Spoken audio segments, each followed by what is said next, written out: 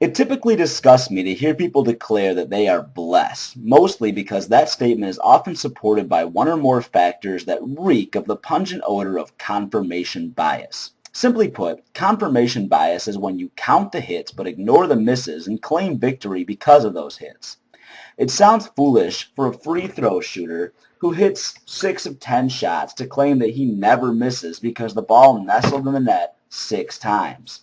But that's exactly what people of faith do on a daily basis, especially when they count their blessings. In addition to the obnoxious foolishness of confirmation bias, a person can't help but drip with self-importance and unintentional arrogance by claiming that he or she of all people on the planet is in some way more special than those less fortunate because God chose him or her to bless. The worst part about that arrogance is the painful irony when you consider it's born from an attempt at humility that simply was not thought through to its logically required precedent. Every time people claim they were blessed to have survived a difficult trial or avoid some impending tribulation, they're quick to credit their imaginary God for their rescue, but refuse to blame him for the initial problem. If their God is all-powerful and all blessings flow from him, then surely all dangers flow from him as well.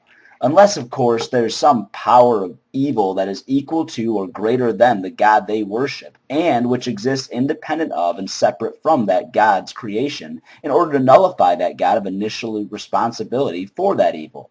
For example, a tornado that levels a house leaving only an infant alive, or destroys a village but leaves a single house standing amongst the rubble, is commonly attributed to a miracle blessing of God.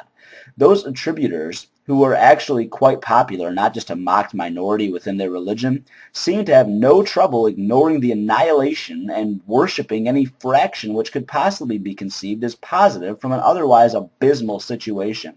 Such extreme cases are tantamount to our free throw shooter making 1 of 10 shots and then having the bulk of spectators herald him as a miraculous shooter, anointed with basketball talent by God himself, not in spite of, but because of that one shot hitting in the midst of 9 misses. This is laughable in the context of a repeatable, observable experiment, but somehow used as reinforcing holy leverage when applied to a spontaneous act of nature. Worse still is when someone works diligently at a trade to become good at it and gets all that hard work gladly ignored when labeled as having God-given talent. However, the misses being ignored in a natural disaster situation or in celebration of individual success are glaring insults to the majority of the Earth's populace.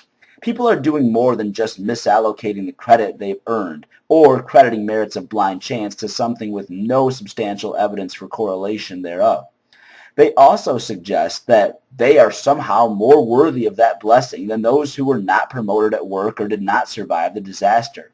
Someone claiming she's blessed with a good job and a healthy family has to account for why God would choose to let half of the world live severely below the poverty line, including those who share her faith.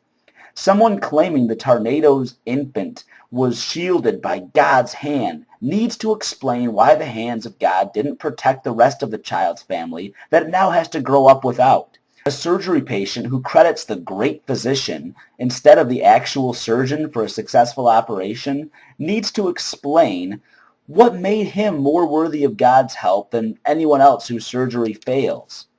Until such questions can be answered, I'll continue rolling my eyes at the attempts to give glory to God for the fruits of our own labor or the merits of random chance.